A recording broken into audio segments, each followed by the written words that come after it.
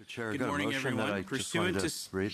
Pardon me? I just wanted to get this motion in that we've put a notice of motion on, that pursuant to Standing Order 108-2, the Standing Committee on Human Resources, Skills and Social Development and the Status of Persons with Disabilities accept the Auditor General's offer and invite him to appear before the committee to present the findings of the spring 2019 report related to call centers.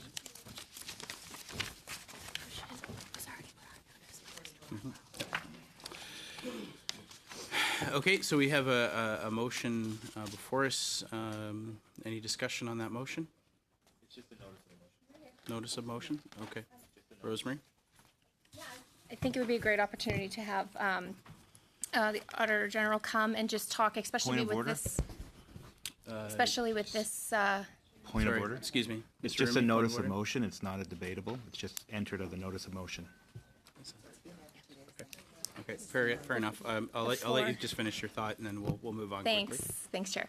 I think it's just a great opportunity, especially I know last week coming out of the AG's report, I think it was last week or the week before, we know that call centers are definitely part of what this committee studies, and I think it's important for us to be able to have that conversation, just to know what's going to be done, what the agenda is or the objectives are to try to fix that backlog and delay, Thank the you. amount of Canadians, millions of Canadians that aren't able to access somebody on the other end of the phone. Thanks. Okay, thank you.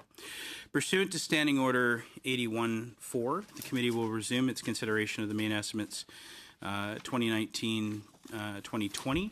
Votes 1, 5, and 10 Mr. Chair? under Canada Mortgage and Mr. Housing Chair? Corporation. Mr. Vote Chair? 1 under Canada Centre for Occupational Health and Safety. And votes 1, 5, 10, 15, 20, 25, 30, 35, 40, 45, 50, 55, 60, Yep.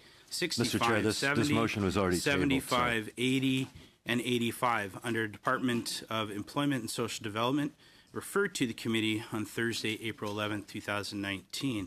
Point of order. Appearing before us today, we have the Honourable Jean-Yves Duclos, MP and Minister of Families, Children and Social Development, and the Honourable Philomena Tassi, Minister of Seniors. Welcome to both of you. And we're going to get started. We do Point have of opening order. statements by ministers, and I'd like to get going with this, if that's Point okay of order, with all because you guys. I do have a question. The motion was not a new motion today. The motion was something that had already been tabled greater than 48 hours in advance. So I'm just wondering why there would not be a vote on this motion. That's So on the we're going to floor. move on. The member actually said that it was when in his statement at the beginning was that it was a notice of motion. So Yeah, we'll and continue. I've got another We're gonna notice that continue has with been this, that has been on the table here. We're going to for quite start some off time. with Jean-Yves Duclos for 10 minutes. Yourself, Mr. sir. Go Chair, ahead. I'm moving that the committee invite the Minister of Families, Minister Children, Diot, please come to Social order. You do not have Development, the floor. and departmental officials to appear before to provide an update on the implementation Diot, I'm gonna ask of you the a second time to of the please come 7 to order. You do recommendations not have the floor. found in the committee's 14th report entitled Supporting Families After Loss of a Child, that this meeting be 2 hours long and this meeting be held prior to Friday, Mr. May Diot, I'm asking you- 31st, and that this meeting be televised. Mr. Diot, Thanks. I have asked you a third time. Please come to order. I've recognized Minister Duclos for 10 minutes. Thank you. The floor is yours, sir. Merci, Monsieur le Président. C'est évidemment un grand plaisir d'être en présence de ma collègue ici. It's a great pleasure for me to be here with Minister Tassi and, of course, the distinguished members of the committee. And remember that we are on the traditional lands of the Algonquin people here. As I mentioned a few moments ago, we are grateful for the excellent work done by the Standing Committee in the past few months.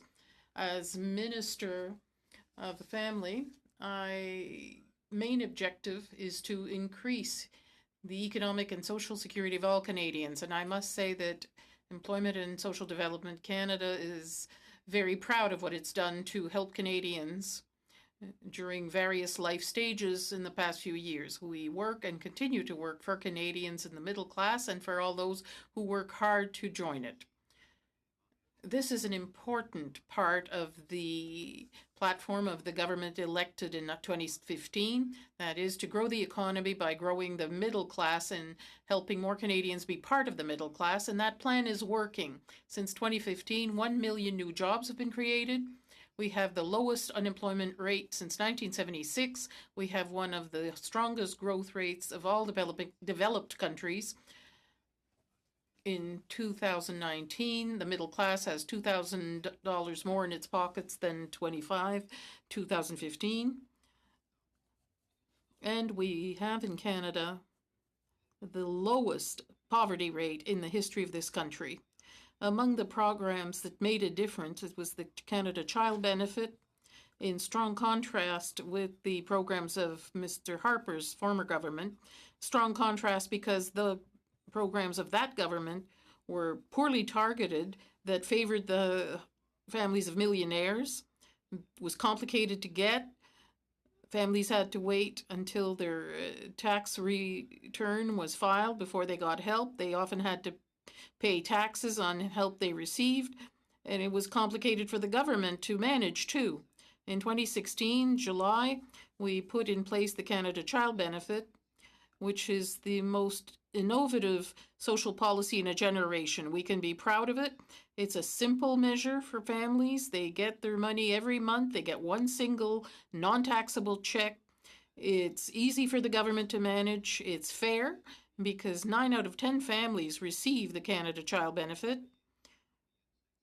about $550 per month, not taxable, and contributes to the significant reduction in the poverty level of Canada. Yesterday, I had an opportunity to announce that the benefit will be indexed again for the second time in 2 years on July 20th. In the context of that announcement, I talked about the 20th of the month effect that I heard about in my riding in Quebec. Middle class families that have the lowest incomes talk about the 20th of the month effect. Community groups have noted that starting on the 20th of every month, when the benefit is deposited in the bank accounts of middle class families, parents are less stressed out, children are less preoccupied by the financial security of their parents. They get a better lunchbox, they get snacks, they get high quality food in their lunchbox, and that's a magnificent social and economic result. The 20th of the month effect is something we'd predicted in 2016. We knew that it was going to be at the macro level and significantly contribute to economic growth. But what we're seeing is there are micro effects in families and for children, and those are significant. We also did a lot of other things. We launched the first poverty reduction strategy in the history of Canada. Once again this morning, I met with stakeholders who were congratulating us for the fact that for the first time in the history of this country, we have serious indicators to measure poverty and social exclusion. We have credible targets and organizations such as the National Advisory Committee that will be put in place soon to monitor the situation and make the government accountable for achieving its goals. The first housing organization with a $55 million budget that will generate many different consequences in Canada, a great impact, and help 2 million Canadian families safe and affordable housing. Without that strategy, many of these families would end up on the streets.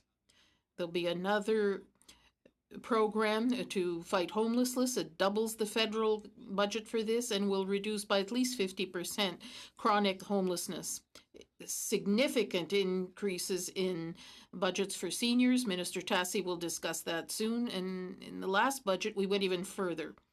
We make access to ownership for first-time buyers easier. We're worried about middle-class young families in Canada. It's more difficult to buy a new home, a first home, and start a family, have children, and invest in the community because it's difficult to believe that one will have the capacity to buy a home. But with the measures in the 2019 budget, there's a program to facilitate first-time home buying. There'll be an improvement in ownership access. making this more flexible, especially for blended families, as sometimes families have to separate, but they want to start again, start over in a new life, and those families will have access to the home buyers plan in order to have a chance to start over again with a new partner. Reduction in income tax paid by students on student loans, once again in the budget of 2019. Now, support for training, support for employment insurance that will give our workers time and an opportunity to invest in their skills and increase economic growth. Minister Tassi can tell you more about this, but there'll be a substantial increase in the GIS, between $4,000 and $6,000 additional dollars to seniors who want to work a little longer after age 65. And they can do it if they want to. I'll stop there. I'll be brief because I'm eager to hear your questions and comments. So in closing, in the past 3 or 4 years, we've seen major changes in the ability of middle-class families to invest in their children in our communities.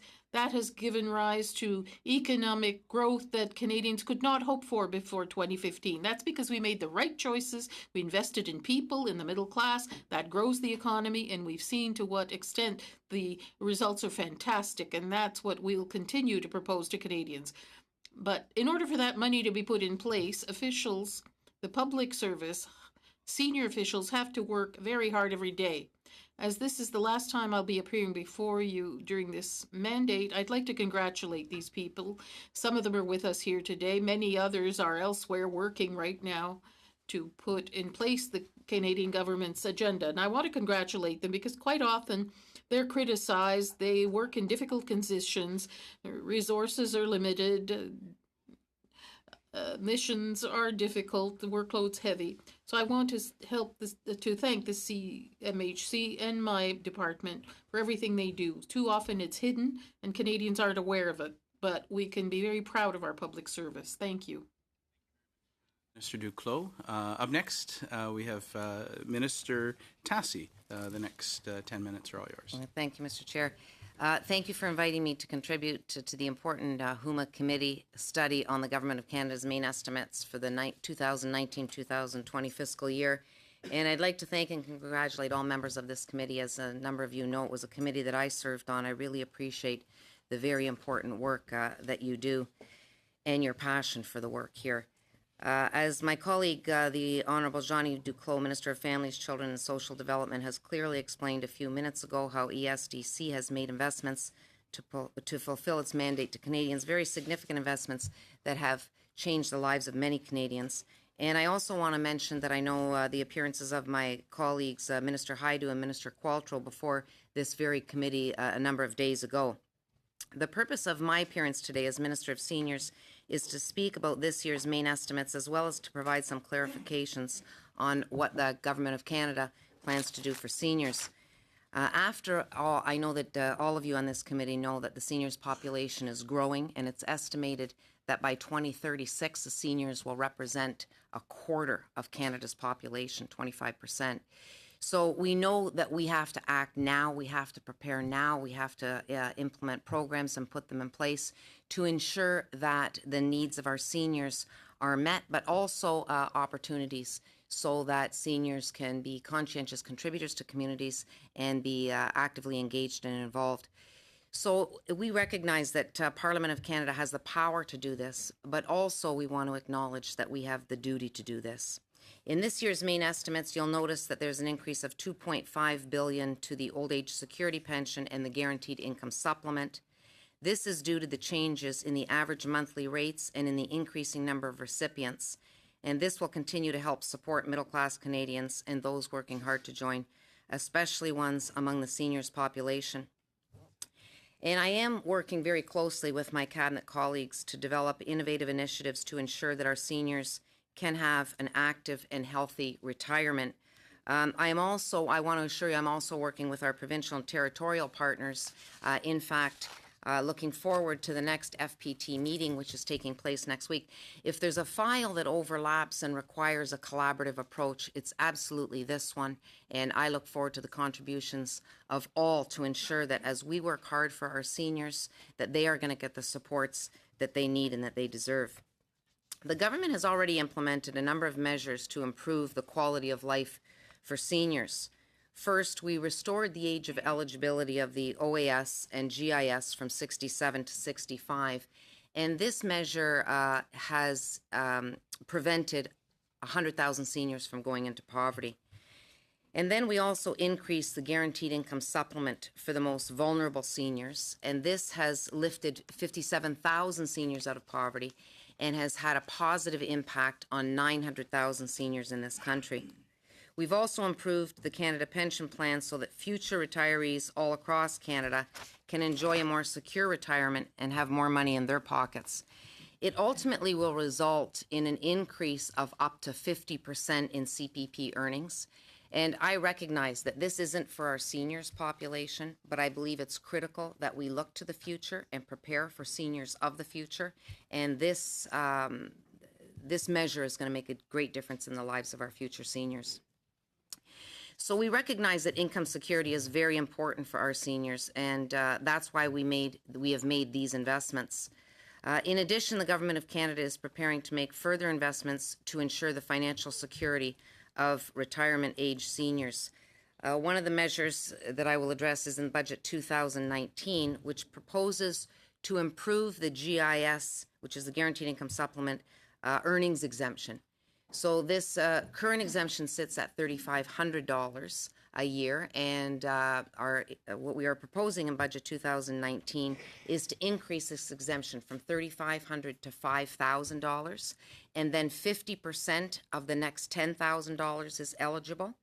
And then finally, a very important measure is to also include for the first time seniors who are self-employed. This is going to keep the hard-earned money of seniors in their pockets, and I think it will also combat ageism. We recognize the contributions that seniors make to our communities, and as well as in the workforce. And if seniors want to continue working, then we want to incentivize them to do that, because we know that we all benefit from the experience, the wisdom, and their knowledge. So this is a very significant measure in the budget, which I'm very happy about. Budget 2019 also proposes legislative changes to the CPP that will ensure Canadian retirees receive the full value of their pensions. What we're proposing is that in 2020, we will proactively enroll and register Canadians who are entitled to CPP at the age of 70, if those individuals have not applied. It's interesting that there are a number of Canadians who are entitled to CPP and just don't have knowledge of it. It's estimated that that's 40,000 people, in Canada who are entitled to this benefit. So if seniors are entitled to benefits, we absolutely want to ensure that they receive them, and this is another measure so that we can make that happen. In addition to the income security piece, we also know that the health and well-being of seniors is extremely important. And I've had the opportunity to travel and engage with seniors across the country, as well as family members and organizations that have worked with and for seniors. And this has been a real honor and a privilege. But one of the issues that comes up repeatedly is the issue of social isolation. And this is concerning to our government, and so we are taking action. In Budget 2019, we are proposing a very significant increase to the New Horizons for Seniors program. And that's an increase of $100 million over 5 years. So it's a $20 million, and then after that, $20 million per year. So this investment actually represents a 40% increase in the New Horizons for Seniors program. So this is going to help support programs that are being offered across this country, both community-based and pan-Canadian. The community-based projects have goals specifically that will help combat isolation, combat elder abuse and elder fraud, which we know is something that is important that we combat, encourage and promote mentoring and volunteering, as well as providing infrastructure investments to help provide safe and secure spaces for seniors to gather. And as I've said, I've actually, in a part of my travels, had the opportunity to visit programs that are taking place across the country. And when I do that and engage with the seniors that are benefiting by those programs, I can tell you that these investment dollars are second to none, really making a difference in the lives of seniors. Some of the measures or investments, what that has resulted in is, I've seen, for example, senior centers that are able to purchase new equipment, provide exercise classes, yoga classes, mindfulness classes, something I strongly support and see great value in, offering intergenerational activities, so important, and providing valuable awareness and education and training about elder abuse and elder fraud. So those are some of the goals that these investment dollars will help us achieve. So we know, in addition to this, that most seniors, not all seniors, but the majority of seniors want to age in place. And in this regard, our government has invested $6 billion in home care and palliative care, so that seniors, if they want to stay in their communities, these transfers, of course, are going to the provinces and the territories, and it's the provinces and the territories that will determine how those dollars are spent. But the idea is that if a senior wishes to age in place, we want to give them the support to do that. Budget 2019 also strengthens this initiative through the investment of $35 million in the assisted living program, and this investment will help First Nations seniors and people with disabilities retain their autonomy and stay at home in their community near their families. And Budget 2019 also proposes $8.5 million investment in the development of a long-term care strategy for First Nations and Inuit. So, Mr. Chair and members of the committee, it's clear that the 2019-2020 estimates represent a significant step forward for those who built this country. We are proud that we have what we have accomplished as a government, and optimistic for the future of Canada's seniors. I can assure you today that we will continue to work tirelessly to implement measures to improve the quality of life of seniors. And I thank you once again for giving me the opportunity to appear before you today. And I know Minister Duclos and I are now available to answer questions. Thank you, Minister. Thank you to both of you. Before I continue to introduce the rest of the table and we start questions, I'd like to just go back to the beginning of the meeting briefly and sort of maybe explain the process. So we had a motion that was moved. Point of order. Unfortunately, the vice chair who moved that, put it on notice, is not here. I'd like to give that person's replacement an opportunity, if she wishes, to move the motion. I just wanted to share the actual motion that we're referring to was tabled, and it was tabled by Carrie Diot. It was not tabled by John Barlow. So there is confusion on the motion. Okay. So this was already tabled. So I don't want this to take away from my time, but I would like to pass it over as this point of order, or this motion should be dealt with, and it has been tabled already. It was tabled on April 30th of 2019 by Carrie Diot. Yeah. So you are correct. The first motion, however, the one that I'm referring to, was in fact tabled by John. But if you wish to move the second motion, I will give you that opportunity now to do so. I'll do that right now, Mr. Chair. Thanks. That the committee invite the Minister of Families, Children and Social Development and departmental officials to appear to provide an update on the implementation of the 7 recommendations found in the committee's 14th report entitled Supporting Families After the Loss of a Child, and this meeting be 2 hours long, and this meeting be held prior to Friday, May 31st, 2019, and that the meeting be televised. Thank you. Mr. Chair, good morning to everybody. Chair, I move that the debate be now adjourned. And that we have a recorded vote, obviously. Do we have, we'd like a recorded vote? Okay, go ahead. Mr. Hogue.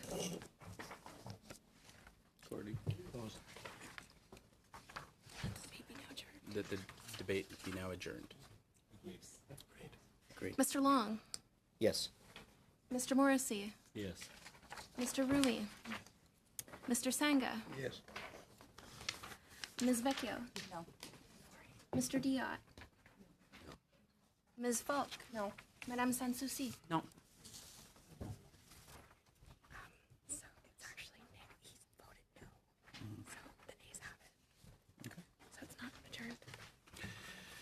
So I just want to make sure that there's clarity. Unfortunately, the nays have it. Mr. Hogue voted against, so we are continuing the debate. Mr. Appropriate Richards. language, by the way, unfortunately should not be used when we lose a debate. Mr. Richards. I don't want to.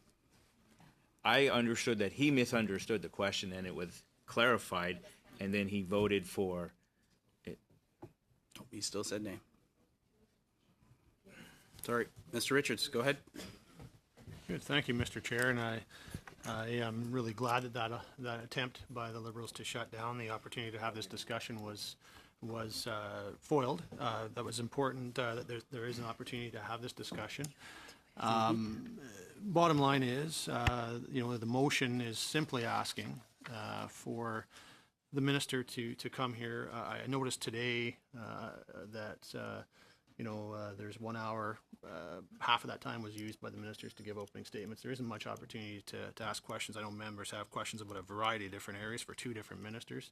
And the motion simply asks that there be an update by the Minister of Families, Children and Social Development provided to the committee on the recommendations that were in your 14th report, supporting families after the loss of a child.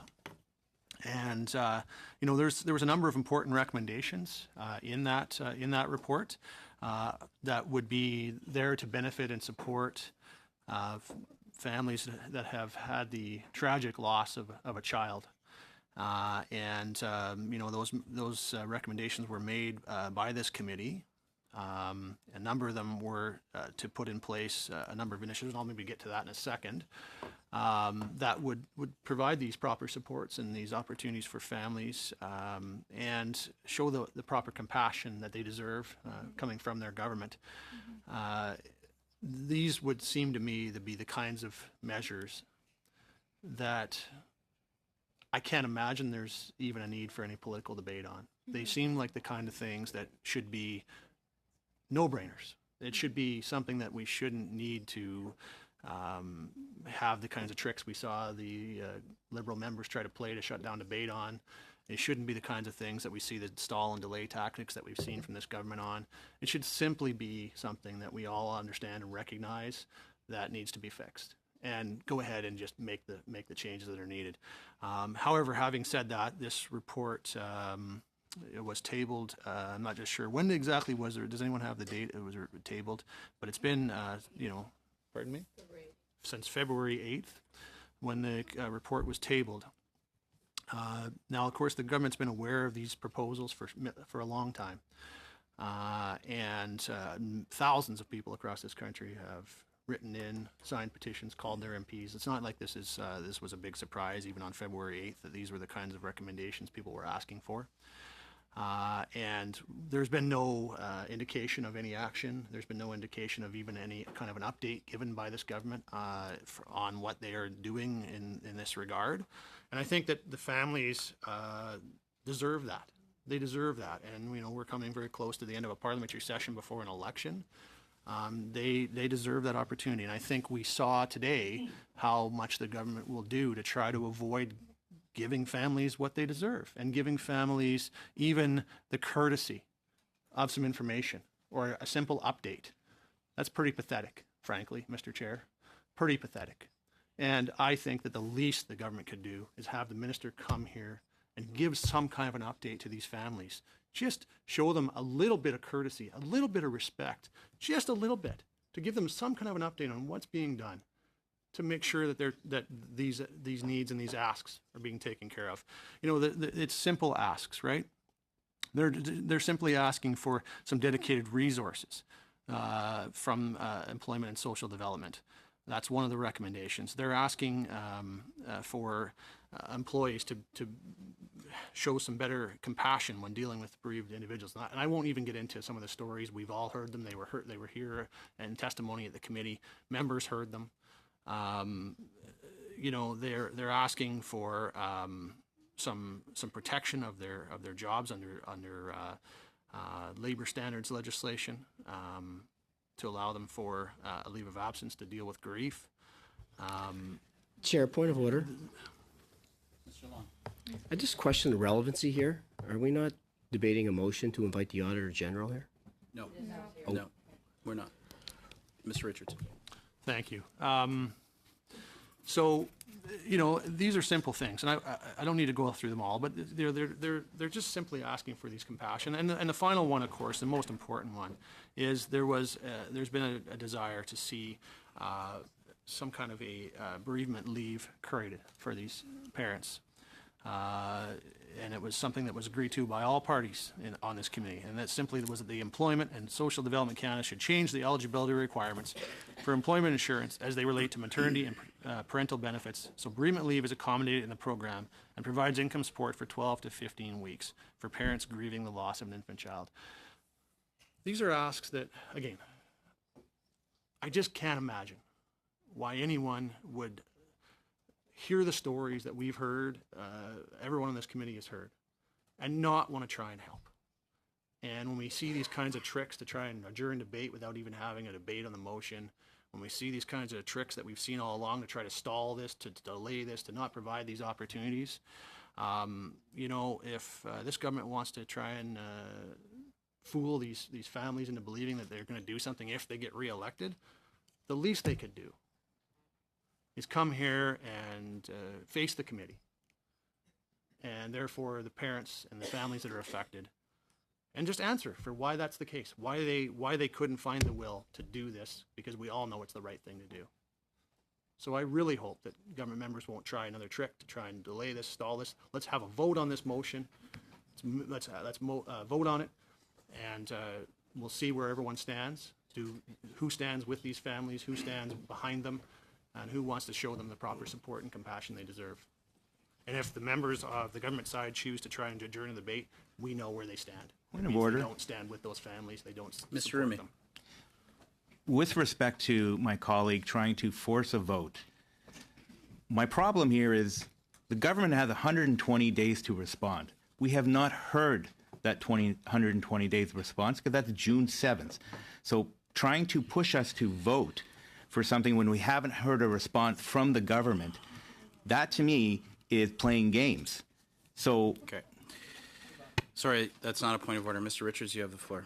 Okay, thank you. And I think that just shows a misunderstanding on the member's part, possibly there. Bottom line is, what the motion is actually asking is that the minister come to the committee to provide some kind of an update on what's being done with the recommendations. So it gives the member exactly what he's asking for. So I certainly hope he'll choose to support the motion. And I really do believe that if members, any member who either refuses to support this motion or tries to adjourn the debate or votes to adjourn the debate is not showing the respect and compassion that these families deserve. And I really hope there's nobody on this committee that will do that, because it's the wrong thing and they all know it. Mr. Long. Chair, I move to adjourn the debate, please. All those in favor of adjourning the debate? Let's have a recorded vote, please. All those opposed? Vote. Oh, okay. I had already started, but go ahead. Repeat the question. The question's on adjourning Yeah, so repeat the question. The question is on adjourning the debate. Mr. Hogue, Mr. Long, Yes. Mr. Morrissey, Yes. Mr. Rumi, Mr. Sangha, Yes. Ms. Vecchio, Mr. Diot, Ms. Falk, Madame Sanssouci. Motion carried. Okay, the motion carries. Point of order, Mr. Chair. Mr. Richards? Thank you. I just want to point out to all the families that are listening and hearing this, that what we just saw was a Is this a point of order, Mr. pathetic Richards? example Is this of a a government point of not order, showing Mr. you the support and compassion you deserve, and I We really have the apologize. minister I in front of apologize us on today. behalf of all So if you members don't have of the a House point of of order, Commons we're to gonna those we're gonna get families to for that we're gonna get to incredible questions. lack of compassion And up that was shown. first we have MP Vecchio. Well, thank you very much. And thank you very much to Blake Richards. I know this is something that he had worked very, very diligently on. And I had the opportunity to work on this as the Shadow Minister for Families, Children and Social Development, looking at the needs of these families and having the opportunity to speak to them as well. I recognize that this government wants to come with the sign of compassion, but there are many programs that we see out there that need to have more flexibility. I want to focus some of my questions on, I'll start off with the first one, and it's regarding the first-time buyer's incentive. I had put this into the record when I did my speech on this, but Douglas Porter, from BMO, indicated the program will only apply to those with household incomes below $120,000 and with a maximum mortgage and incentive amount of 4 times. As such, the impact will be contained to the lower end of the market below roughly $500,000, and arguably that's the level where affordability challenges only really begin. As he continued, we'll understand the reality of these markets in both the Greater and Vancouver area and Greater Toronto area, seeing that this incentive actually will not have the impact. I went a little bit further, and last night at 6:30 p.m. on May 15th, there was only 6 listings on MLS for all of the Greater Toronto area that would allow somebody to purchase a home less than $500,000. Out of the statistics from April 14th to May 12th, there are currently 5,770 new listings on this. The average home price in Toronto is $939,828. How do you think that this program will actually impact the housing market in Toronto and areas like Vancouver, where it's allowing 6 homes, and in the Greater Toronto area, only 6 that are available for this? Can you share with me how this is actually going to help the housing continuum in the areas of Toronto? Thank you. To help families and younger families in particular have access to a safe and affordable home has been at the core of our mandate since 2015. We know this because we've essentially doubled investments in housing in the first budget. Specific to the City of Toronto, can I have that on this? I will come back to that in a moment, because and I can mention that already, we know that these challenges for younger families are particularly severe in places like Toronto, Vancouver, and other larger cities. And as we all know, when those younger families are challenged... Minister, this is my time, so I have 3 questions. I want to get specific to Toronto. I want to look not specifically at the affordable, but I want to look at the end of the housing continuum, specifically at this home buyer's incentive that only allows 6 homes in the entire Toronto area to be looked at. If you could get specifically to that question. So, although I will be passing the microphone, with your permission, to the CEO of CMHC, Evan Siddle, to my left, I would, before I do that, I would signal that these are challenges that go beyond Toronto, but they are particularly severe in Toronto. And that program is going to make a very significant difference in the ability of younger families, not only to reach their dream of owning a first-time home, but to invest themselves in their families and their communities. And if that is all right, Chair, maybe I should pass since you're passing it over to Evan. Since you're going to be passing it over, I will pass this on a secondary question to you as well then, if that goes fine. It was stated that I'm looking at this. Part of the issue is that you're going to be borrowing $1.25 billion over 3 years to have this program work. So we have actually people and economists stating, and this is a quote, "If this offer sounds too good to be true, that's because it is. This is a subprime lending plan that ought to raise red flags with taxpayers who backstop the CMHC." Can you share with me how CMHC is prepared to deal with this risk, as well as specifically to the Toronto markets where the affordability issue is key? And that's why we're finding this having issues as you're moving outside of the Greater Toronto area. We see the homing prices continue to go up. Share with me how the risk is going to be dealt with, and how 6 homes in Toronto, how that's going to be inflated greatly under this program. Well, and before Mr. Siddle does that, may I also say that he, being representative of CMHC, could also, if there was time to do that, would be able to signal how important CMHC's role is now in 2019 compared to previous 2015. CMHC not only has the tool, the knowledge, the data, the research, the staff, but also the policy tools to make a huge difference to the national housing strategy. Thank you very much. I have a minute and a half. If I could have a succinct question or answer, I'd greatly appreciate it. Succinct directly to how are you dealing with the risk? I only have a minute and a half, and I have one more question. And shall I respond to that, Chair? The The first-time homebuyers incentive is not a subprime lending program. It is not a lending program. In fact, it does not bear interest on the part of the borrower, nor does it require repayment at the insistence of somebody else. Those are both the hallmarks of debt. The risk inherent in the program could go up or down depending on house prices, and we will manage that risk as we do other risks. In response to your first question, again through the chair, there were in 2018, there were 13,000 people homeowners insured in the city of Toronto. An estimated number of those that were first-time homebuyers were 11,000. Of those, 2,300 would have qualified for the program, and that's in the city of Toronto. Excellent. Thank you very much. Carrying on with a quick thing. In the city of London, 68,000 Londoners are unemployed between the ages of 25 and 64. Their unemployment rate sits at 5%. They also have 10,000 jobs that are available. So obviously there is a real problem connecting employers to employees, and we recognize that skills is part of the issue. I'm wondering why when the federal government talks about 5%, they're not talking about the fact that 68% of the people in the city of London are not able to, or are not working at this time. So when we're talking about that, they're not even in those unemployment numbers. Those people are outside of those numbers because there's people, we recognize some of those might be disability. That could be 10% of them. What are you doing for those other 90%? I'm afraid that's timeless. You have literally a 5-second answer. Very unfair, because there would be so much to say about what we've done, what we're doing, and what we hope to keep doing in the future to help workers be at their full potential in the labor market. Thank you, sir. Mr. Long.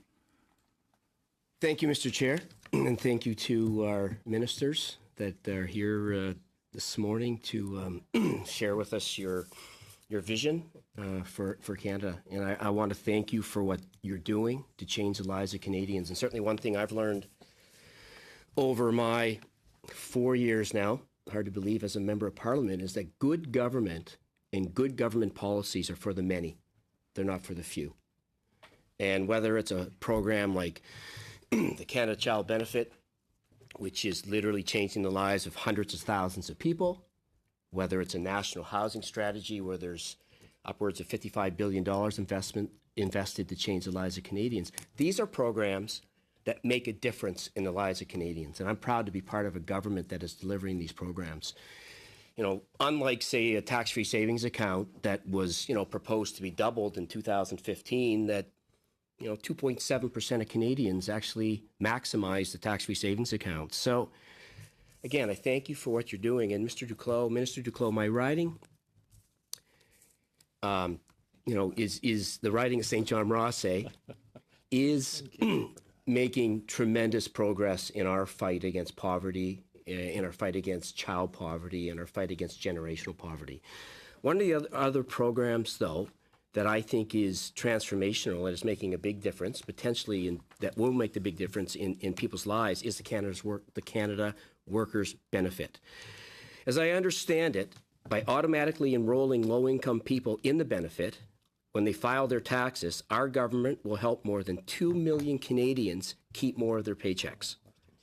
What impact do you expect the implementation of the Canada Workers Benefit to have on the already record low poverty levels, which we have achieved through the introduction of the Canada Child Benefit and other historic investments in poverty reduction? Thank you. Thank you, Wayne, for your work and your hard work. And I won't go into details of that because that would be too damaging to your humility. But you worked very hard, as you know, at the very start with me to engage with your community, and I will keep very good and long-lasting memories of what we've did since then. Now, the working for the many is exactly what we've done since 2015. Investing in middle-class families and lower-income families makes a big difference. I mentioned earlier 1 million new jobs. No, the lowest unemployment rate since 1976. The typical middle-class family, $2,000 better off than in 2015. The lowest ever poverty levels in Canada. The fact that our debt relative to the economy is falling and will soon be at its lowest level in 4 decades. These are immensely great news because we have the right people in mind when we put our policies. And the Canada Workers Benefit is exactly that type of benefit. Now, by automatic enrollment, making it simple for families to receive the benefit, 300,000 low-income workers will receive the benefit compared to the previous complicated, unfair system that the Conservatives had promoted. Now, the fact that we're making it more generous means that 2 million low-income Canadians will receive a greater incentives and support for them to be engaged in the labor force. 75,000 of them will be lifted out of poverty. That's just one measure, the Canada Workers Benefit, which happened to be introduced on April the 1st, just a few weeks ago. Thank you, Minister, for that answer. And I'd like to share the rest of my time with MP Morrissey. Thank you. Thank you. Minister, I want to acknowledge the very progressive changes that our government, under your leadership, made to the EI program, compared in stark contrast to the draconian measures that were implemented under the Harper Conservative government that we replaced. And I want to read to you an item I received from a constituent. To me, getting people back to work and rewarding them for that work while on EI is important, as it puts money in workers' pockets, keeps them active in the workforce. The concern I have, and I would appreciate your sharing your thoughts with the committee, is that the most vulnerable of the seasonally unemployed, those working at minimum wage and just above, while they're on an active EI claim and then find some part-time work, really do not see the full benefit of that part-time work because of the part of the clawback. Could you share your thoughts with the committee on how we could, following our theme of helping the working, low-income working, how we could look at making improvements in that area? Thank you, Bob. Thank you, MP Morrissey. Yes, we have indeed put into place significant improvements to the EI system because we know that the EI system is absolutely essential for families that are suffering for reasons of loss of jobs, loss of health. They also sometimes go through normal cycles, maternity benefits, parental benefits. Sometimes they need to give help to others, the compassionate care benefit, the family caregiver benefit. So all these are important measures to look after those that can then look after others, children and sick ones, relatives, and so on. So we've been doing quite a lot, and I could give you numbers. I'm an economist, so I like numbers. I could give you all the changes in details. But the simple point is that by helping people have a real and fair chance in life, everyone benefits, and we all come better off. And what more we need to do now, given the changing economic and social circumstances that we see across Canada, coupled with the environmental challenges that are going to have an impact on the ability of businesses and firms and employers and employees to make ends meet, combined with in the context of those important changes, we'll need to continue investing, especially in areas of our country where we need the participation of everyone.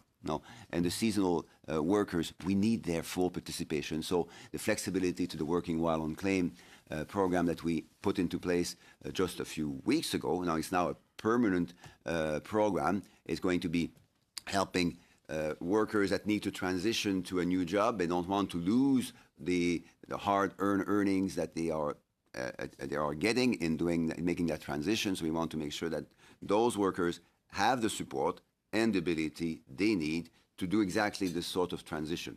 And sometimes those transitions are absolutely essential because of seasonal aspects of the economy. Thank you very much. And now over to MP Sanssouci for 6 minutes. Merci, Monsieur le Président. Thank you, Mr. Chairman. Thank you, Minister, Madam Minister, for being here today to study the estimates. I find it very interesting when you talk about increasing new horizons for seniors, because I see the benefits in my riding. But what interests me above all is what we don't see here in the estimates. Last week, I was in the House for a 1-hour debate on Motion 201, and I was angry because I said to myself, there's a limit to trying to brag about a reform. It's been over a year now. On 4 occasions, I tried to table a motion that says essentially the same thing, and 4 times we saw the result during this meeting. That is a request for adjourning debate, and the Liberals have the majority at the committee, and they don't even want to discuss it. We could have talked about this 15 weeks of sick leave on EI. On 4 occasions, the Liberals did not have the authorization to vote in favor of the motion.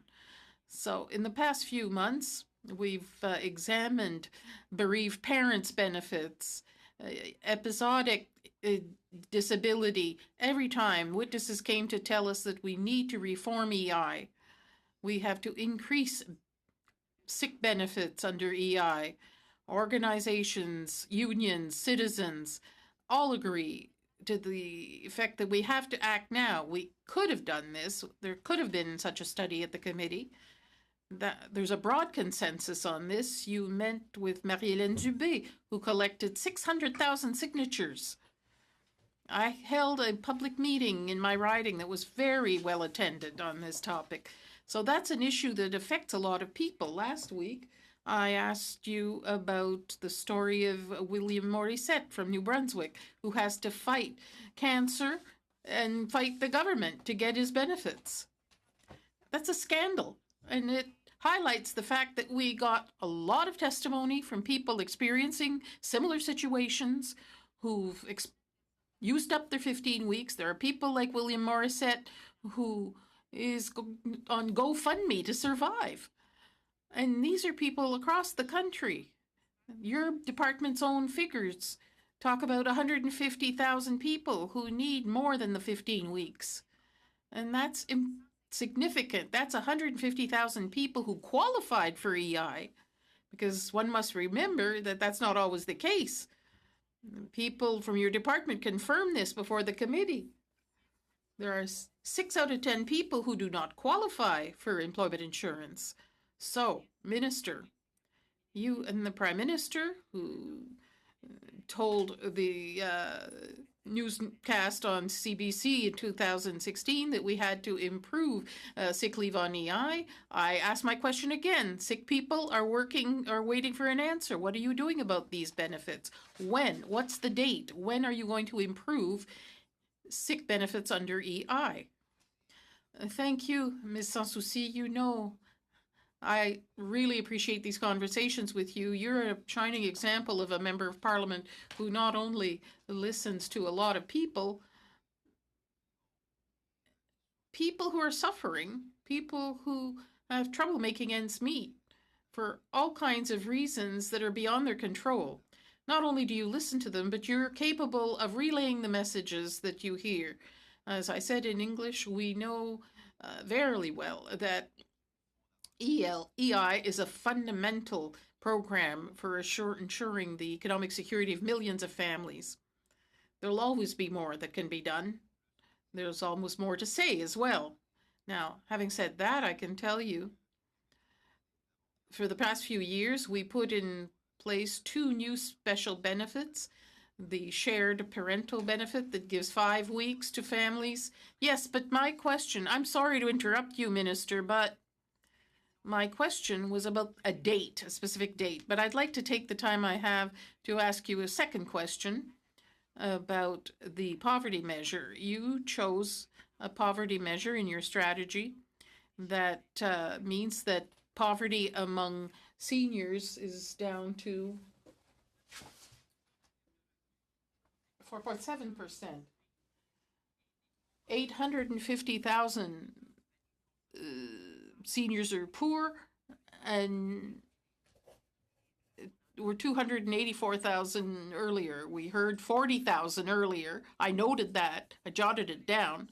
40,000 would be entitled to the GIS that don't have it automatically yet. So you're choosing a measure which, in the statistics, reduces the number of seniors. 40,000 might be entitled to the GIS. So my question, and in the budget this year, budget 2019, there's nothing for the needs of the most vulnerable. There's no substantial amount for social housing or for refugees. There's no Aboriginal strategy or no urban-rural strategy. So why are you playing with statistics to show that there are fewer poor seniors in Canada? Why are there still 40,000 entitled to GIS that don't get it automatically? Well, the best answer to that would be to give the floor to Ms. Tassi, but in a few seconds we can't tell you everything. We've had a program since 2015 that's been extraordinary for seniors.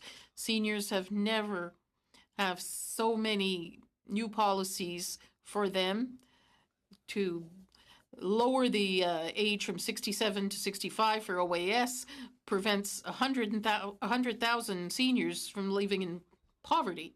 Not to mention the increase in the GIS, the improvement in the CPC, the National Housing Strategy. All these things will have significant meaning for seniors, health transfer, mental health care, investments to make sure that our seniors are well through the New Horizons program, an increase in 50% for that budget. It's too bad we don't have more time, but if you wish, I'll be very pleased, together with Ms. Tassi, to give you the whole list. But there's always more to do because seniors in Canada need the support of the federal government. Thank you. You have about 5 minutes. Thank you very much, everybody, for coming in today. I'm going to tell you, from my riding at Pitt Meadows, Maple Ridge, when I'm knocking on the doors, here's what I'm talking about. Game Changer, Canada Child Benefit, Canada Worker Benefit, doubling of the Canada Summer Jobs Program, $55 billion national housing strategy, first ever national poverty reduction strategy, EI compassionate care leave, family giver benefits. This is just to highlight a few of the things. And what I want to focus on to Minister Tassi is one of the things I hear from my seniors is well, what about us? What about us? What about the seniors? And in 2016, in my riding, 1,490 seniors benefited from the 2016 top-up of GIS and received an average of $740 more a year. Through our committee work, we heard more where we could be doing more. And in Budget 2016, there is a lot more for seniors. So, Minister Tassi, can you break that out for us, please? Thank you, MP Rumi, for that question. And I know that you've had strong advocacy with the seniors in your riding, and I deeply appreciate that. Before I answer your question, I just want to respond to MP Sanssouci, who acknowledged a figure that I gave. And just for clarification, the 40,000, estimated 40,000, is not OAS or GIS recipients. It's recipients that are entitled to CPP but are not aware of it. Most of them are women, which is why in Budget 2019, we have implemented the automatic enrollment at the age of 70. This is what we're proposing in the budget, so that those seniors that are entitled to CPP but are not aware of it will actually be entitled to that benefit and receive it. And that will happen through the automatic enrollment. That also ties into MP Rumi's question with respect to income security, because that's what this is all about. So yes, previously we have taken measures. You know, our government has been working hard for seniors from the day we were elected. So the OAS and GIS rollback at age of eligibility from 67 to 65, as I mentioned, that prevented 100,000 seniors from going into poverty. The GIS increase, I'm glad to see that you've experienced the impacts in your own riding for seniors.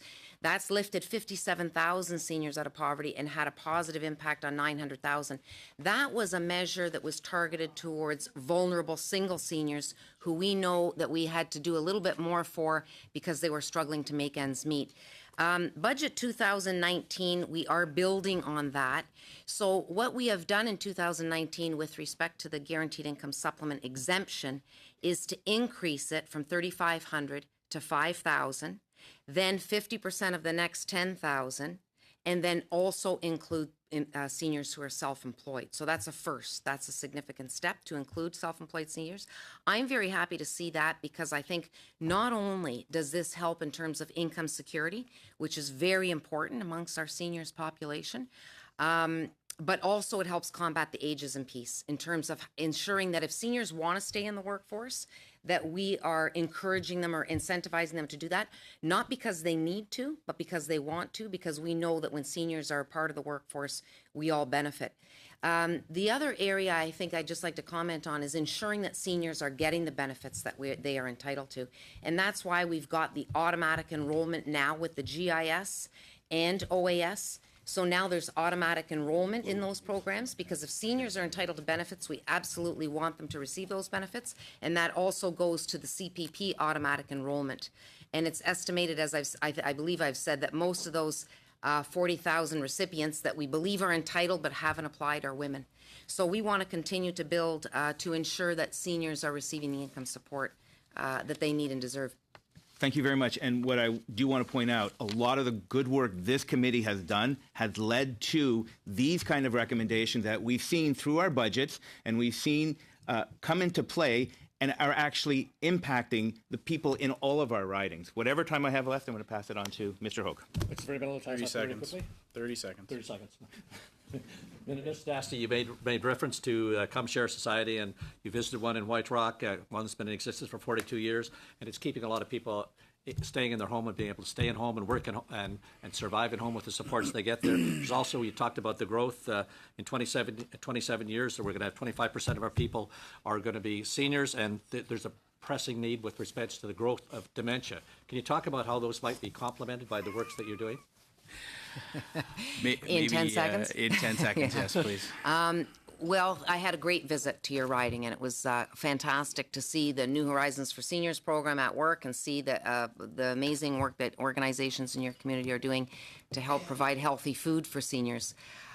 With respect to the dementia strategy, it is something that, as we know, the Minister of Health has the lead on this, but we also know that over 400,000 seniors 65 and over, even though dementia is not limited to seniors, but there's over 400,000 Canadians 65 and over who are facing dementia. And I've met with many seniors and their caregivers.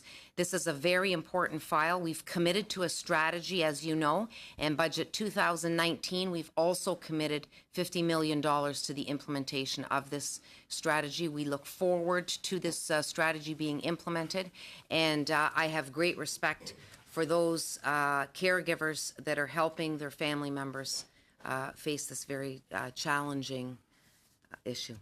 Thank you very much, and unfortunately that brings us to the end of our first hour. We are going to suspend briefly, and I promise I will introduce those that have been at the table this whole time. So we'll incredibly briefly suspend, and thank you to both ministers for being here today.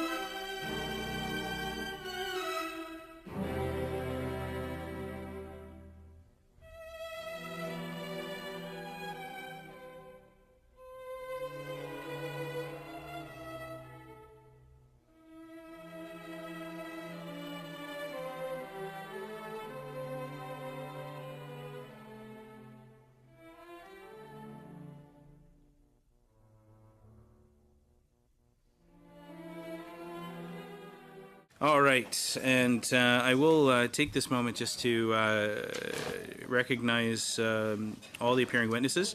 From the Department of Employment and Social Development, we have Mr. Graham Flack, Deputy Minister, Employment and Social Development. Welcome back, sir. We have Leslie McLean, Senior Associate Deputy Minister of Employment and Social Development and Chief Operating Officer of Service Canada. Welcome back. Mark Perlman, Chief Financial Officer and Senior Assistant Deputy Minister of Chief Financial Officer Branch. Welcome. Good to see you again, sir. And we have Benoit Robidoux, Associate Deputy Minister, Employment and Social Development. Welcome back, sir.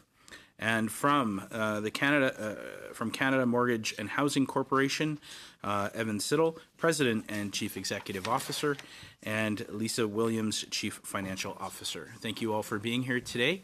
We're going to pick up where we left off, and I believe next on the list is MP Sangha for 6 minutes. Thank you, Chair. Thank you very much. Thank you for this coming to the committee and for their valuable input here. My question is that, this in my riding and in whole Canada, people are very happy with that, that the government, they have chosen to do it, and they have demonstrated that the commitment to fight the poverty is working in a better way. And it's the reason behind is that government is doing the investments, and investment is working, and it's going to bring the changes in the future too. And we know that we can do much more better than that also. So my question is that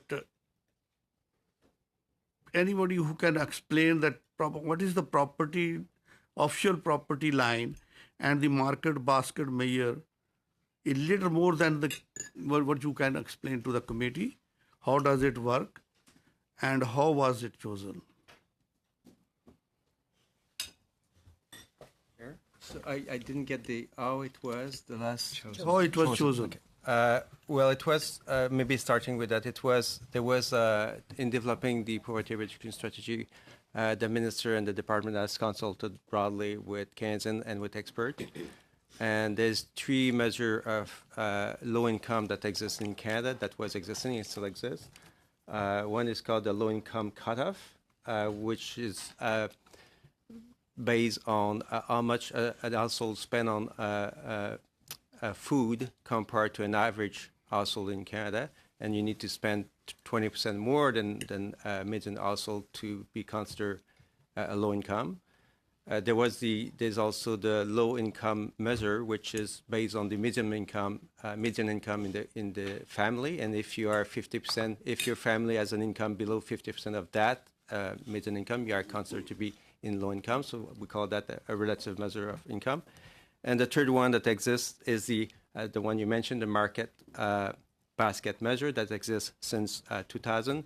And this one is more directly what people could think about poverty, which is basically what are the basic needs you need, the basic elements you need to have to meet your basic needs, and a bit more than that, which we call a modest standard of living. So I could tell you what is included. It's basically 4 specific elements: food, clothing, how much you need of food, clothing, transportation, and shelter to have your basic needs met. And there's also another category which accounts for about 20% of the income of the expenditure into that basket, which other necessities. And the way we view it at the department and expert is that these other necessities bring you a bit above the basic needs. So we compare that kind of we pick a region and we look at what you need to meet these basic needs and a bit more. And we compare that to the income that people have. So in a nutshell, this is what is the market basket measure. And so it's going to, instead of trying to do relative measurement, it's going directly to the concept of what you need to not be living in poverty in some sense. So I hope this is helping. I could go in more details, but it's pretty kind of complicated and difficult to follow.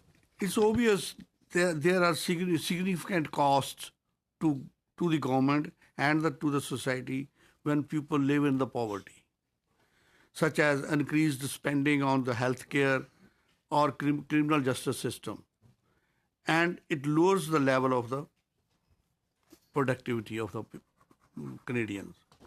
So my question will be, follow-up question is, how will the government initiatives toward the work, how it work effectively for the Canadians? So, given the current state of labor shortages, I think one of the most powerful forces in changing the dynamics you just talked about is the market pull we're seeing in terms of employers in literally every part of the country finding skill shortages and working hard to identify individuals who they might not otherwise have looked for to be able to fill those positions. So those market forces are one of the powerful factors that I think makes the government programs work better, because companies are actively seeking these individuals. They cover really a wide range of areas, and I'd put them in sort of two buckets. One would be the programs that are designed to help deal with mismatches. That is, you have individuals who are trained, but maybe not for the skills that employers are looking for. And on that, at our last appearance in the committee, we talked about apprenticeship as one of the examples where the skill shortages are very significant and where the opportunities for individuals without necessarily taking multi-year courses to fill those positions are quite high. So we have a range of programs that recognize the fact that 1 in 5 Canadians are actually working in skilled trades. So for those individuals who may have been outside the labor market or haven't had post-secondary education before, this is a really interesting pathway for people to be able to do that. I'll give some examples. There's an apprenticeship initiative grant that is a grant that's provided to the employers, $1,000 per level per year for the individuals. A completion grant when those individuals complete the program. Interest-free loans that can be provided to people who are doing the apprenticeship programs. So that's an example on the mismatch side, and we could be happy to provide the committee with more details on those things. The area that is, I think, more challenging, on which we're making significant effort, is where individuals from groups who have historically not been participating at the same rates in the labor market. And I think of Indigenous people as a great example of that. And that's where we have programs like the Indigenous Skills Program, very community-based, to be able to drive this. So I think it's those working together to pull more people into the labor market, to reduce the mismatch, but really working with those market forces that are very helpful in terms of employers identifying those skills that are necessary. I know it's a good idea to bring people into the market, labor market. More and more people coming to the labor market will reduce the poverty. But my question to you is... Mr. Sangha, I'm sorry, I got to cut you off. We're well past time. Thank you. Up next, MP Falk, please. Thank you, Chair. I just wanted to, how much time do I have, Chair? 6 minutes. Okay, thank you. I just wanted to make a note. This isn't really a question, more of a statement. Minister Duclos had this term 20th of the month effect, and I don't know if that was the department who coined that term or the government in 2016, but I became a mother for the first time in 2013. And I noticed the 20-month effect well before then, and that was under a Conservative government who supported child benefits. So I just have to make sure I put that on record. I have a question regarding New Horizons.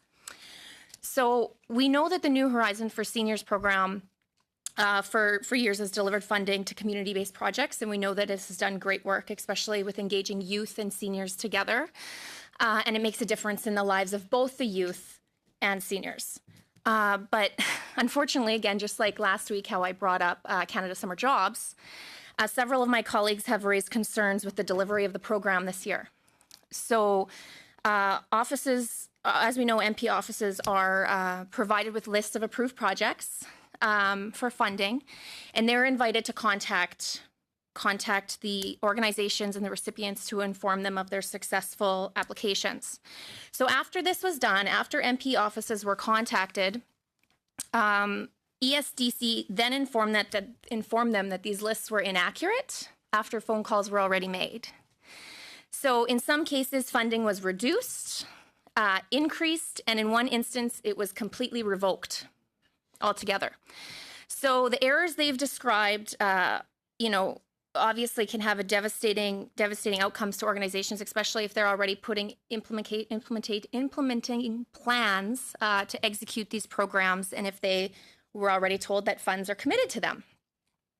So this concern, again, is compounded, and I brought this up last week. I know some officials were here for that as well, with the AG's report concerning and regarding the government's failure to help the 8 million Canadians that are trying to access somebody on a phone and aren't able to do that. So it's just compounded after compound, let alone most of these organizations are run by seniors already, right? So adding a layer of confusion of you've been approved and now disapproved and now you can't contact anybody, you're told to call back, but the voicemail box is full. So I'm just wondering if the department has a response to these organizations as to why these funding errors occurred. Thank you. I'd be happy, Chair, to take the question. And if there's a desire for a follow-up question on the call center audit, I'm happy to take those questions as well. So to come to the question, yes, there absolutely was human error committed by my staff and I, and we apologize and have reached out to all the organizations where we had an incorrect amount of funding. Very simply, we were extracting the information from our database. There was human error, and we didn't have the dollar amounts aligned. I am not aware of any where organizations were not qualified, so I'd be happy to follow up offline on that.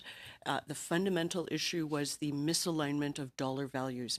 In all cases, we have been reaching out individually to the organizations to explain our error. Of course, we're apologizing for the error in doing so, and we've been moving forward actually quite aggressively. My understanding is we've already got 654 agreements set up as a result of the Budget 2019 funding. So if there are organizations which have outstanding questions, it is a Service Canada error. We're happy to correct it with any organization that has outstanding questions. And again, my apologies. What is being done to correct that is, so if there's been funding that's been, if it was the wrong number and they were approved for X amount of dollars, then all of a sudden had some revoked, is Service Canada honoring the initial amount? In all cases where we provided the incorrect amount to the MP, when we follow up to set up the agreement, we're of course using the correct amount and explaining our error. So there should be no agreements with anyone which have the wrong amount. The error was in the information we provided members of Parliament to provide to the organization. So just adjusting it to what exactly the member right. of Parliament. That's right. Okay. Yes. And I'm just wondering what is the department doing to ensure that this isn't repeated if it was human error, just to make sure that seniors and also members of Parliament don't have to go through that? I really appreciate the question. We have an approach we use within the organization of lessons learned, and we have already had one of those exercises on this to understand both what were the factors that led to the error in the first place and making sure we've got a good approach for quality control going forward so that we don't repeat it. We do that sometimes after large implementations when things go well, and sometimes when they don't go as well. So we've already had the opportunity to think through what caused the original error and what are the things we will absolutely be doing differently going forward. MP Hogue, please. Thank you very much. In British Columbia, we have a number of issues with respect to homelessness, both chronic and episodic. And I noted that previous plans sought to reduce both episodic and chronic homelessness by 20%. And last year's stats, I think, showed that it actually had increased by some 6%. So department plans, I think that 20% was to be achieved by the 2018-2019 year. This year, the goal is not mentioned for the episodically homeless. Does that mean that the metrics that we were using or the challenges that were there are no longer part of the budget, or how are we now dealing? What are the metrics we're looking at, and what are the strategies we're looking at for looking at both chronically and episodically homeless?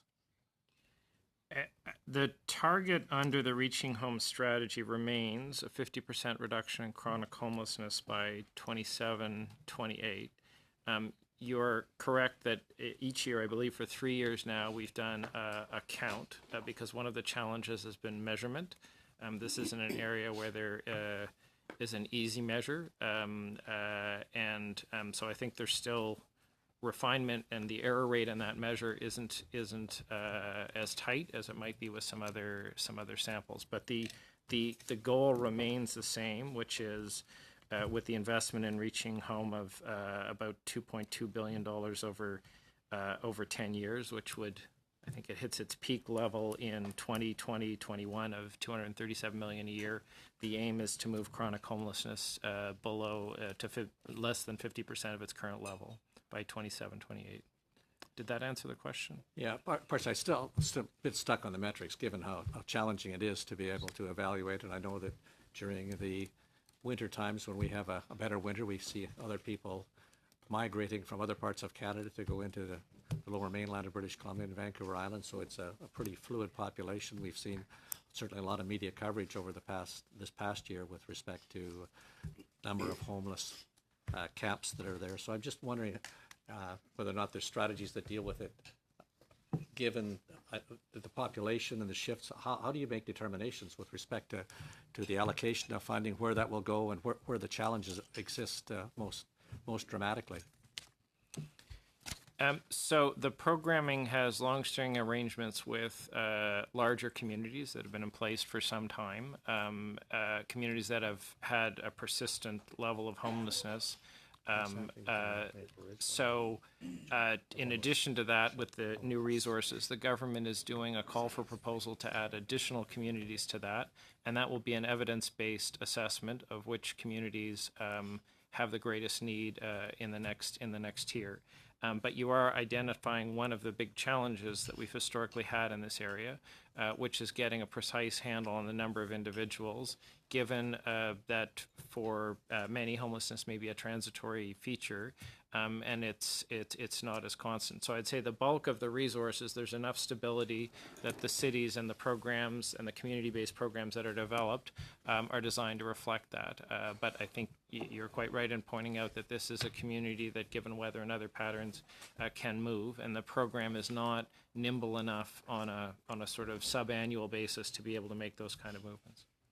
So I think it represents about 1% of your budget to focus on the homelessness and chronic and episodic homeless. How much does that leverage or lever with provinces and with community-based organizations? I'm trying to get some sense of the overall quantum that we as a society look at and focus on this type of challenge, and what percentage does the federal government play within that framework? What are the principles that are being applied? Are there a set of principles that are best practice models applied across Canada, or are there practices that are employed in other parts of the world that we may have learned from? So what are the best practices, and what percentage of those does the federal government play, and what role do we play in trying to establish best practice models?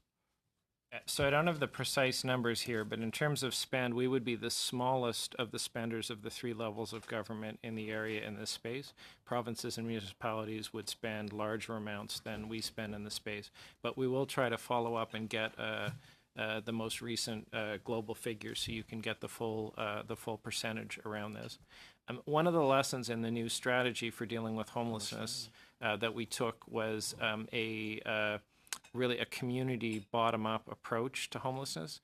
So one of the new features of the program is that community-based design to allow it to be tailored to the unique circumstances of the community and the strategies that have worked there.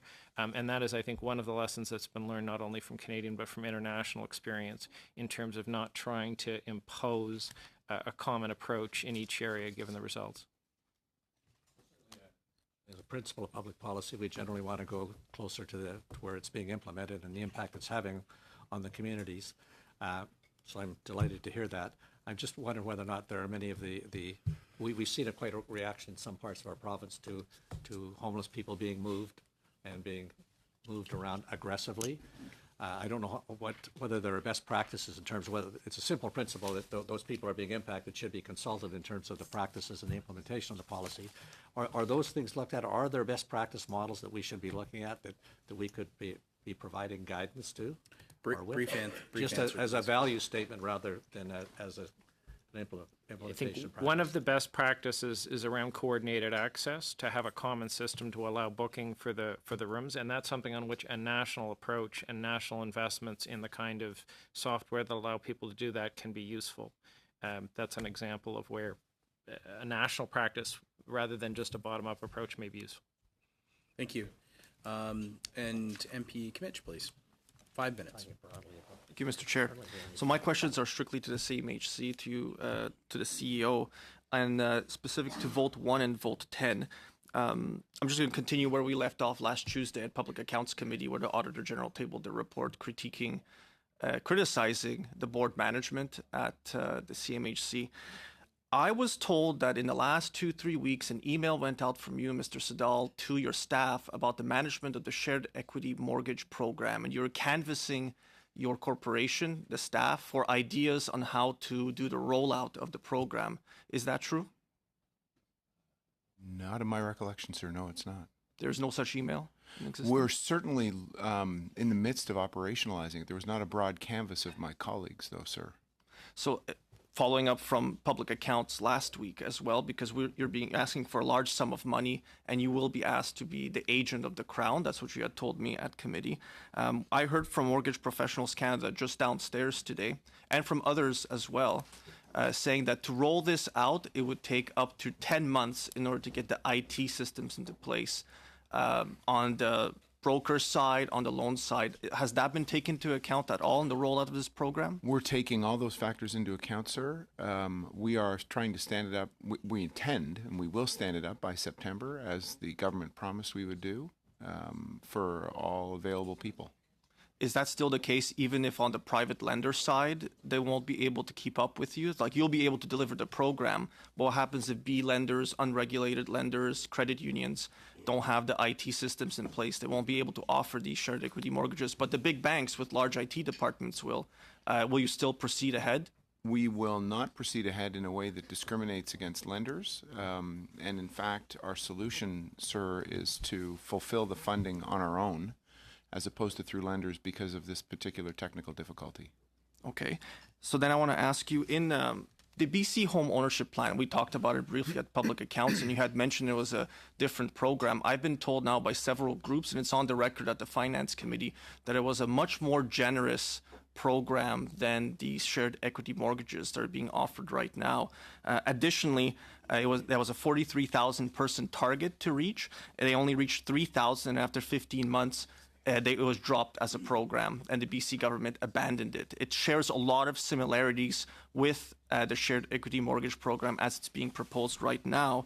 Do you think that this is a mistake then to proceed with it? I don't, sir. It's important. It's different in one very important respect. The BC home ownership plan was a loan of down payment money. This is not a loan.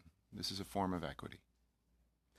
The difference is this is government borrowing. It's $1.25 billion from the Crown borrowing program. So it is borrowing. It is borrowing by the government. I did not speak specifically enough. In the part of the homeowner is not subject to a claim on that amount by us until they make that decision, nor do they have to pay us interest. Both of those would have applied in the BC home ownership case. Pardon, you just said on the homeowner side, but that specific hasn't yet been declared by the government.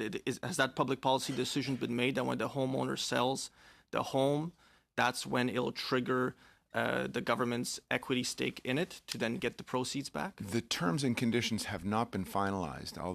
That is true. But it is certainly consistent with the shared equity mortgage program generically, sir, that it would be a sharing of gains and losses as recognized at the point of sale or other circumstances that are yet to be determined. So I have a stack of BC FOIP department here from that time period. So in a December 19th, 2016 email between yourself and Gregory Steeves, Deputy Minister for the Office of Housing in the BC government, there was an exchange with staff at CMHC and yourself as well. There's also joking around at one point how public servants aren't always able to set the direction of public policy. But it sounds like the combination of what I've heard at public accounts and I Point of hear order, now, Chair. Just like the question. I mean, we're here to talk to the department about mains, and I just don't know the relevance on this. On the point of order, Mr. Chair? I can rule to this, but if you wish. Sure, I'm happy to do so. To Mr. Long, it's Vote 1 and Vote 10. The department is being asked to act as an agent of the Crown. Therefore, the salary spending the department will be doing in the $2.6 billion is the salaries department we're about to approve at this committee. That's why it's relevant to this discussion. Agreed. Thank you. Thank you. How much time do I have, Mr. We Chair? paused your time, so you have 41 seconds left, sir. 41 seconds left. Go. Hopefully we'll have another round then. So in that exchange, though, it sounds like you were saying, you know, we as public servants, CMHC did not agree BC homeownership program, could not set the direction. You were unhappy with it, and others in your department were as well. But it seems like you're going to be deciding a lot of the public policy terms and conditions of this federal shared equity mortgage program, CMHC. It will be made by the Minister of Finance, not by me at all. We will implement them, but they'll be made by the Minister of Finance. The particular exchange I think you're referring to, sir, relates to the fact that we had as an insurer, CMHC, to make a decision about the applicability of the BC Home Ownership Program as a form of adequate down payment or not. And we charge a surcharge in the case of unconventional down payment, such as a loan. And because it was a loan, as opposed to the shared equity mortgage program, we thought it was unconventional and we charged a premium on top of it. Thank you. MP Benson, please, for 3 minutes. Holy smoke, that's fast. Mr. Flack, I just wanted to make one comment about trades training and apprenticeship, just for your consideration, and that for many people, especially Indigenous folks and women, sort of non-traditional people that are in the trades, they often have to live on employment insurance in order to take the training portion, which is 50% of your income, and it's often and it doesn't sustain you. So that is a barrier. And the other barrier, especially for folks in Saskatchewan, is the ability to get to trades training, and the fact that we no longer have intercity provincial bus service is a big deal. And I just mentioned that to encourage looking at issues from a holistic perspective, and know that, because sometimes when we do that, we sort of tend to not blame the victim, but, you know, sort of ask, why aren't you in it? And there are lots of reasons. So I just wanted you to, I just wanted to tell you that. How's that? I've been around that conversation for a long time, and I'm kind of sick of hearing there's a skilled trade shortage, and we've been listening to that for over 20 years. So I'd like something to really happen there, and I think those are some of the issues. Mr. Siddall, I just wanted to ask you to respond. I've raised in the House of Commons, and now Adam can't say anything, but about some of the challenges people are having with the co-investment fund.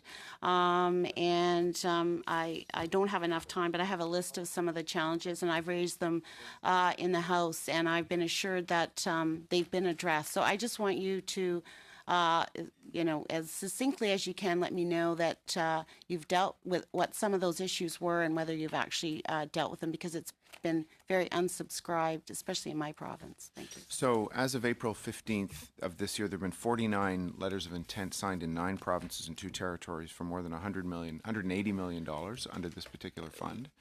We are in the ramping up phase. One of the things we've done succinctly is allowed letters of intent to count earlier, so that people can secure that and get additional funding. So we've accelerated our own processes, even as we stand up the function. Okay. And what about some of the challenges with actually applying for it? And I know so for some groups have sort of abandoned the process because of the long application. It was difficult to navigate.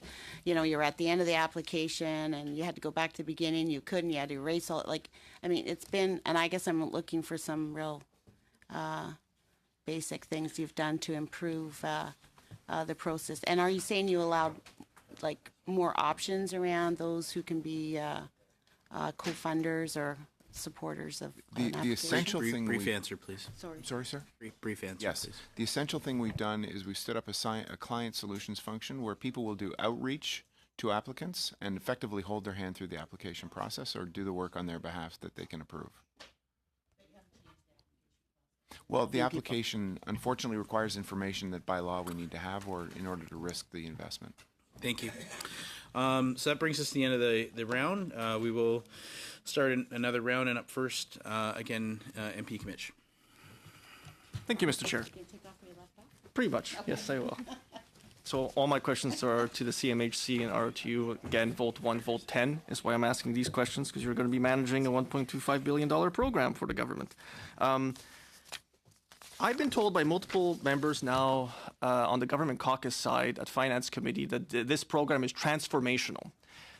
On BNN on May 8th, in an interview, though, sir, you said marginal. You were saying this was a reasonable, you called it marginal.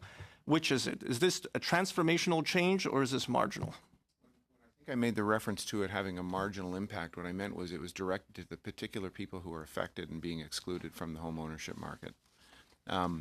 One can call that transformational on behalf of that group. It is in market terms a program that works at the margin and directed to a surgical attention to that particular issue. So can we walk through the numbers then together? Because the government has used 100,000. Department of Finance has used it, and we've had a conversation about this at Public Accounts, and I have asked multiple groups how they got to 100,000. This is the back of the napkin math that I have when I do it. 100,000 people are supposed to be helped by this program, but the average home price in Canada is 455,000.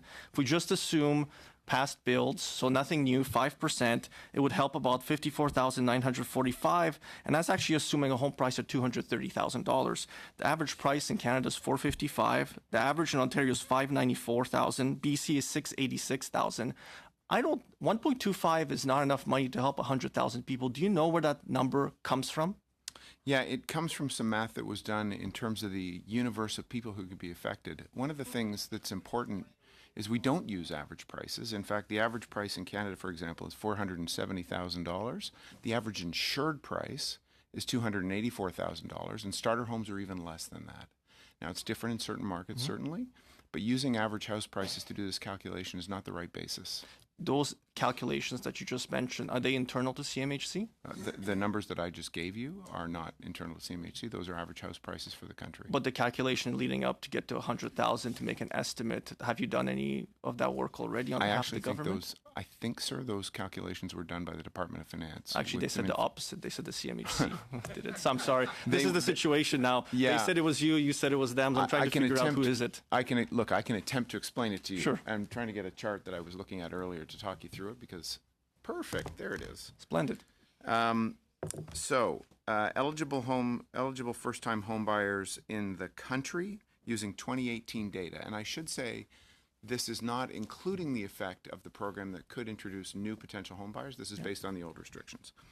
That at that time, the total insured in the country was 184,000 people. Of those, 118,500 were first-time home buyers. The eligible number of those that would have qualified under the program, sir, was 75,600. And over 2.5 years, that would be 189,000. The percentage of those that might be eligible for the program was around 64%. This is some math that was done. So the maximum recipient number was 39,000. Over 2.5 years, that's approximately 100,000. The document you just read from, is that a publicly available document? What I just read to you is now publicly available, but the document itself is not. Would you be able to provide it to this committee? I'll investigate whether I can. Okay. That happened at Public Accounts, and CMHC didn't want to follow up with some of the information you had committed to provide. So I'm just a little concerned that I may not get it in the lead up to the vote on the budget. If it's not otherwise protected, we'd be pleased to service it. What kind of protection would it have? It could be confidential advice to ministers. Okay. You had mentioned that you were going to be basically giving advice to the finance minister on this. So is CMHC charged with determining all the terms and conditions for this program prior to its release in September? No, we are not. So some of it will come from the Department of Finance, or will it come from the Minister of Finance, or the minister that you are responsible for too? I think that's a question for them. I will tell you that we will be giving advice. policy advice or Yes, sir. administrative advice on the terms of the program? Policy advice on the terms and administrative advice on the operationalization of the program. So both. To go back to those stacks of emails that was exchanged between the BC government and yourself about the BC home ownership plan, in there was talk of a premium for these unconventional down payments. Yes, sir. Will you be suggesting to the government charging a premium on any mortgage insured by the CMHC that has a shared equity component to that property? No, because it's not borrowed money. You believe that it was borrowed money? It doesn't create a financial burden on the part of the homeowner, sir. And so that's the difference. That what we're worried about in charging that premium is there's an increased risk because of the burden of leverage or indebtedness. And the shared equity mortgage program was designed, of course, not to be that. Could I ask you just one last question on the administration component of it? So you're saying there is no additional risk to the homeowner component, but there is additional risk to the taxpayer because the taxpayer is putting through a Crown borrowing program these equity stakes that would be going out. That would not then engender a premium to be charged just in case? You're saying there's absolutely zero risk to the taxpayer as well? Or is it just to the homeowner you're saying there's zero risk? Zero risk is a thing that I don't want to be careful to endorse. But I would say that there's no additional, in answer to your question, sir, there will be no additional premium charged to the homeowner. That's correct. Thank you very much. And up next, we have MP Rumi, please, for 6 minutes. Thank you all for still being here. A lot of interesting conversations going on, but I want to come back to and follow up with comments made by my colleague Gordy Hogue on homelessness. We know this is a subject that has blown up, so to speak, in that we see it everywhere in a lot of small cities and a lot of big cities in this country. And we're at the point where it's almost a breaking point. So in my riding of Pitt Meadows, Maple Ridge, there's actually a standoff happening between the province and the municipality because for lots of different reasons. And it's unfortunate because both sides want to see progress being made. The question is, how is that progress being made? What are the challenges that they face, and how can they move forward with this? And it's almost an impossible situation to be in. And so, you guys, the program called Reaching Home. That's where I want to come from, because what I think is and what I really like about this, because when people talk to me about homelessness, you have to break it up into silos. Really, you have people who have addiction issues and they're deeply entrenched. You have seniors that just can't afford to pay anymore and they're stuck. They don't have a home. You have single family parents that just aren't making enough money. And you have youth that are couch surfing and that are totally left behind, that they have no place anymore. One of the things I always say is those are separate issues. Where I want to tackle, if you really want to prevent homelessness, is how do we catch the young people so they don't fill the pipeline of future homeless people? And I think the Reaching Home program is speaking to that. Can you help me out, Mr. Robidoux? Is that you're the person, or Mr. Flack? You start. So you're right in unbundling the elements of homelessness. And I mean, one of the big elements of the government's plan, as members are aware, is actually Evan's very ambitious plan in terms of home access to a home of everyone. And the homelessness piece, as you make homes and the possibility of people more affordable, you actually can move people into that market, where, as you say, if seniors have enough income, then they are able to rent and not rely on this. You specifically focused in on youth and not creating a new pipeline for that. So I'd unbundle that problem by saying that isn't simply a homelessness problem. If we have those youth successfully transitioning to school, so that they have a source of income coming out of that, then they have the means to be able to avoid homelessness. And that's an example of where one of the things that members are voting on in the mains is the Pathways to Education program, a really exceptional program in many communities in Canada that's had tremendous results in moving people who were at risk in the high school area into education pathways that then cause them not, as you say, to join that cycle where they may otherwise be homeless because their parents were in a precarious economic position. But I think the real hallmark of the Reaching Home strategy is this bottom-up community approach to determining how best to do that. Because there are different approaches that may work in different communities in terms of how to avoid homelessness and what to do. So rather than there being in the federal strategy sort of rules we're imposing on how to do that, really the communities are developing their own approaches to that. So for example, in Indigenous communities that are more remote, the answers to how to address homelessness in that youth component could be quite different than in a larger city. So put yourself, you're the mayor of my city, and you're faced with a very divisive issue that's been ongoing for the last 3.5 years. What resources could that person access? Aside from the housing strategy and temporary modular housing and all those things, but they don't speak to a larger portion of it. So how do we help municipalities get over that hump that they're facing? I will try. So that program is community-based. So this is one of the rare programs we had at the department which is community-based. It's not with provincial government. It's not with other kind of directly to people. It's with communities. So this is a first. And the way it's designed is we provide incentive for everybody to sit together in the community and to figure out what is the right thing to do together.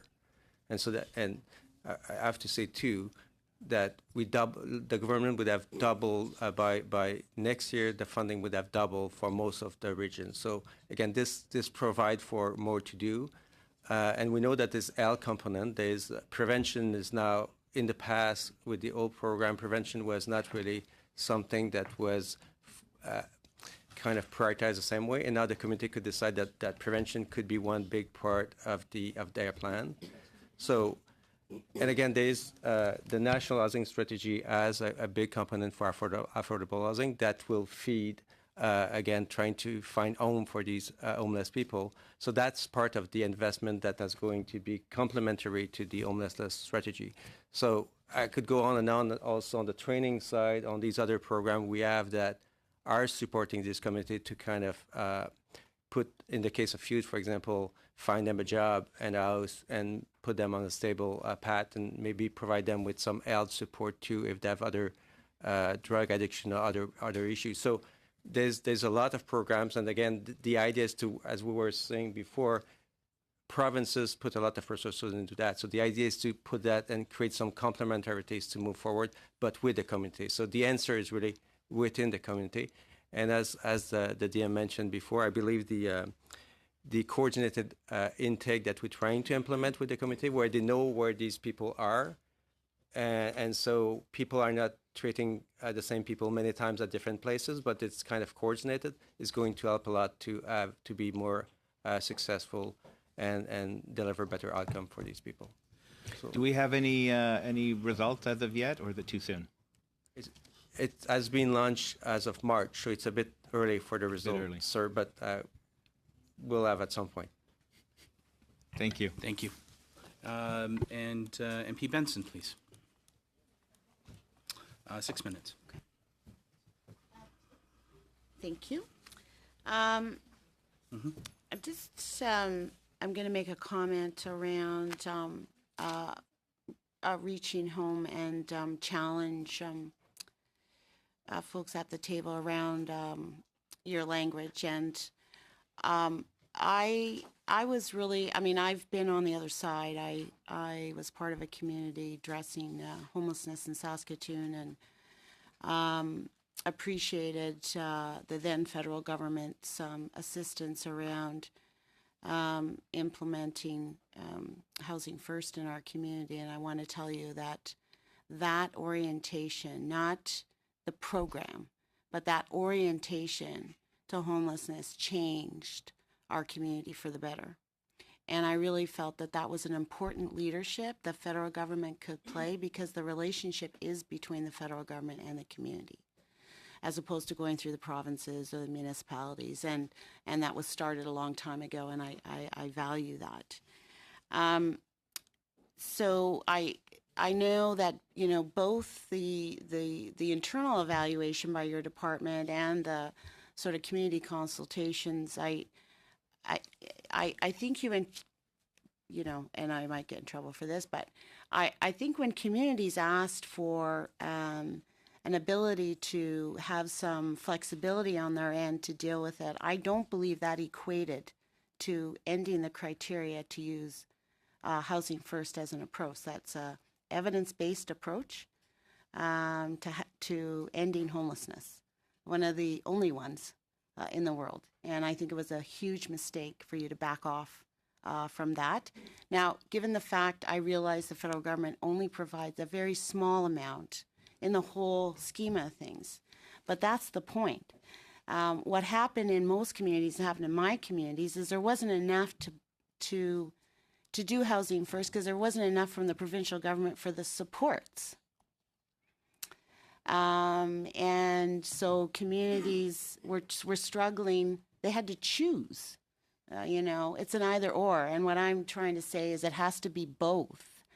And so I'm not blaming anybody for saying, you know, get rid of that criteria, because it really hampered our community, because those folks are on the front line and those people are standing in front of them. And I acknowledge that. So, you know, I just think that's very unfortunate. You know, I just had a conversation this morning. I mean, it was a program started under a previous government. I don't really care whether it was conservative or liberal, but the community, you know, to be able to actually respect community development, there needs to be some consistency when people are interacting with the federal government. And I think it was a huge mistake to take that away, as some communities were just starting to realize. Now, some of the pieces that you've kept in Reaching Home, the coordinated assessment, all those things grew out of communities starting to look at the solution to homelessness is easy. It's a home. It's a safe, affordable place to call home. Whether you're addicted, whether you can't go to school, I mean, you need a place to live. You know, the fact that students in my riding live in cars and still go to school, I mean, they deserve a medal, but they shouldn't be having to go to school that way, but they hang in there. So, you know, I think when it comes to social programs, I find the federal government doesn't give community groups the same respect that they give business. So you had people at the table. You did your own internal evaluation.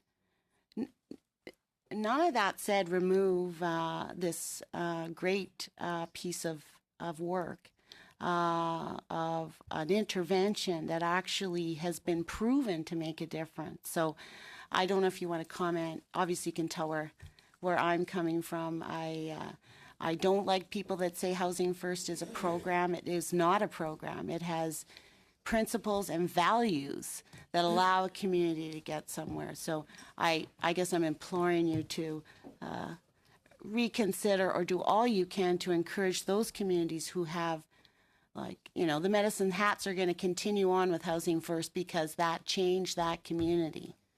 But I would like to see the federal government again champion that evidence-based research intervention. It can be adapted to other, and that's the next piece of work that we needed to learn, and now we can't. How does it work for women fleeing violence? How does it work for young people? And we know that young people are homeless for very different reasons. They would like to have stayed at home. They've left home because it's dangerous, because they've been assaulted, because there was violence. So I know some some of the research that's going forward now is groups are coming forward to say we'd like to look at those other aspects. So I'll give you a chance to comment on my I don't know what you call it. It's not a rant. It really is a plea. As someone who was part of that transition in her community, I'm speaking that way, not as a parliamentarian. It made a big difference, and we needed to keep going. Very briefly, please. I really appreciate the comments, and I just want to be clear. Communities can, and as you indicate, still are, using housing first as an approach. The change in the program, though, was to allow the decision on which approach to be used to rest with the communities and to double the funding. Just to highlight that. Thank you. MP Long for a very brief round, maybe just under 3 minutes. Thank you, Mr. Chair. Thank you to everybody for coming in. I lived this one firsthand. My mom, who's a senior citizen, obviously, she's in her early 80s. She does some odd jobs here and there. She still works a bit. And all I've heard for really over the past 4 years is, well, I can't work too much because they're going to take my GIS away and they're going to do this. And come on, you must be able to change that limit and all those things. So I'm happy to say, obviously, through the budget 2019, there were some changes. Full or partial exemption up to $15,000. Full exemption on up to $5,000 annual employment from the current $3,500. So can somebody just kind of comment on those changes and the meaning, what they'll mean to seniors, and just kind of give us some impact on those changes? Thank you. Let me just saying, as public servants, we of course are here to serve members, but when we can serve their mothers as well, that is a particularly gratifying thing to hear. So I'll pass it over to Benoit to explain the change. Yeah, my mom's happy. Yeah. Yeah, the whole idea of this proposal was really to, as Mr. Tassi mentioned before,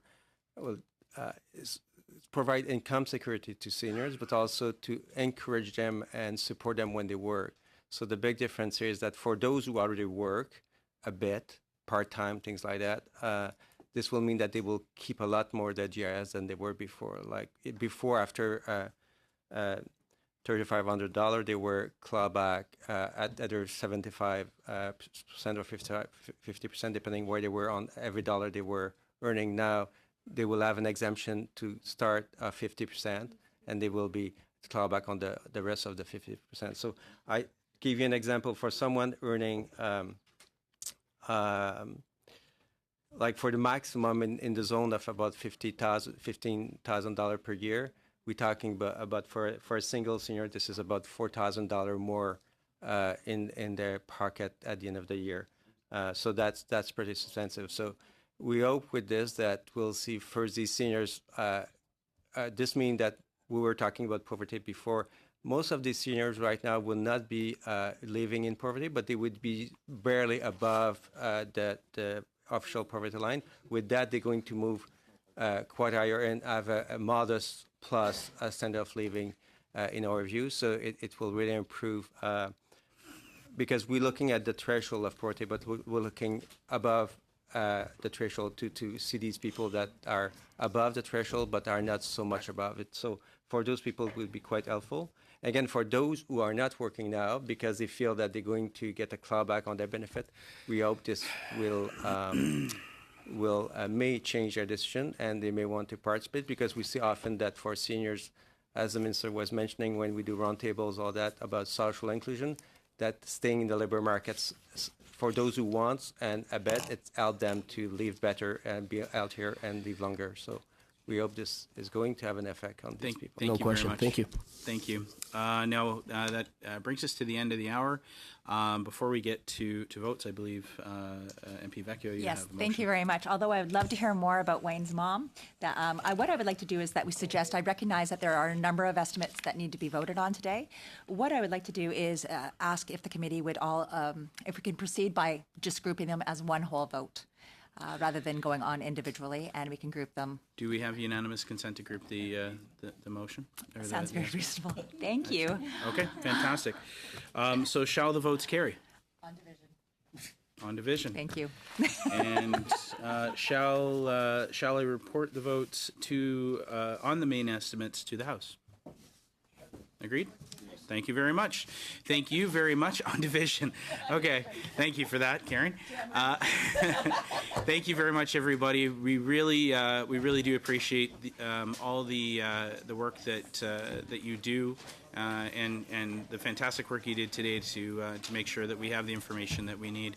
Again, thank you to everybody that make these meetings possible, and a special thanks to my clerk, who this will be her official last day with this committee. So thank you very much, sir. Adjourned.